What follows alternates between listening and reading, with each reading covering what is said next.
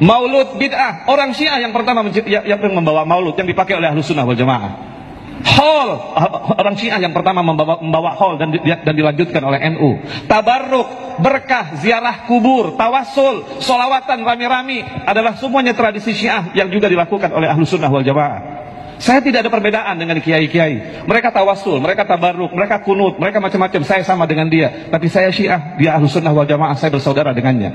Tetapi kemudian Salafiyah yang mengatakan bahwa ini bid'ah, lalu diadu antara Ahlus Sunnah dan Syiah. Itu mungkin yang dapat saya sampaikan. Mohon maaf. Assalamualaikum warahmatullahi wabarakatuh. Maulid Nabi pertama kali diadakan oleh Al-Mu'izz Lidinillah, Khalifah Fatimiyah, yang membangun khilafah di Mesir pada tahun 361 Hijriah. Jadi terus terang saja, nanti saya dikira Syiah nanti. Ini sejarah ini. Pertama kali yang mengadakan Maulid Nabi adalah khilafah Fatimiyah yang bermadzhab Syiah di Kairo. Maulid Nabi SAW, teman-teman sekalian, ini kalau kita kembali kepada sejarah Nabi, tanya Nabi SAW pernah rayain enggak hari lahirnya? Sahabat-sahabat pernah rayain enggak? Tabi'in pernah rayain enggak? Tidak pernah ada jawaban dari orang yang memastikan Nabi pernah rayain seperti sekarang.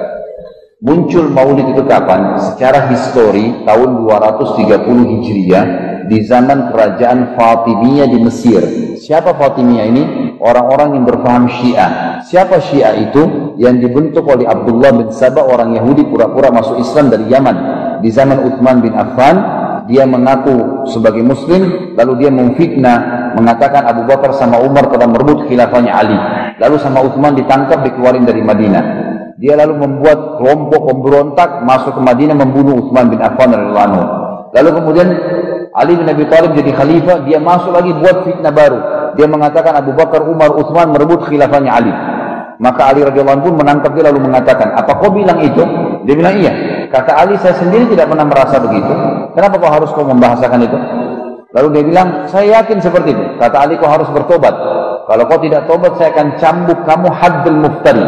Muftari ini adalah cambukan bagi pendusta. Kamu dusta. Abu Bakar, Umar, Uthman tidak pernah merebut khilafah saya. Saya pun tidak pernah mengatakan, bagaimana kau bisa ucapkan itu? Lalu dia bilang, ya saya tidak mau, walaupun kau cambuk saya. Kata Ali, kalau begitu kau membangkang terhadap pemerintah, hukumnya dikisos kepala kamu. Dia bilang, walaupun anda bunuh saya tetap mengaku. Kalau anda bunuh saya, maka saya akan mengatakan anda ini atau kamu ini adalah dia, kamu adalah Tuhan. Ini sudah sampai pada pengakuan Ali sebagai Tuhan. Maka sama Ali dikisos Abdullah bin Sabah ini. Tapi berkembanglah pemahaman. Inti pemahaman Syiah adalah bagaimana mereka mengatakan Al-Quran kurang, dan bagaimana mereka mengatakan ya, kalau sahabat itu kufur. Ini asas agama. Karena Abdullah bin Sabah memang ingin mencari kesalahan Islam. Dia mau hina Nabi Muhammad SAW, tapi tidak bisa langsung. Yang dihina adalah mertua Nabi, Abu Bakar, Umar, istri Nabi, Hafsah dan Aisyah radhiyallahu anha ajma'in. Ini yang dihina, gitu kan? Kalau anda betul cinta kepada Nabi Muhammad SAW, Nabi Muhammad SAW tidak meninggal dunia kecuali sudah menyampaikan semua ajaran agama ini. Nggak ada yang tersisa.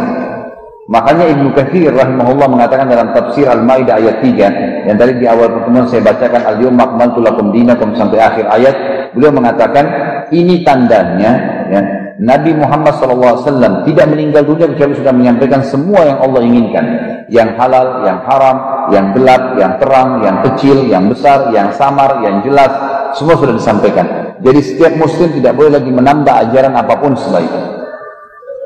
Nabi SAW tidak ajarkan, tidak kita kerjakan. Hanya itu, sederhana saja. Hanya itu saja. Kalau ada perintahnya kerjakan, tidak ada perintahnya dijauhi. Karena Nabi Muhammad SAW mengatakan, Man ahdatha fi amrina hadha ma laysa minhu fa huwa raddun aw mardud. Siapa yang berbuat yang tidak kami contohkan akan ditolak atau akan tertolak.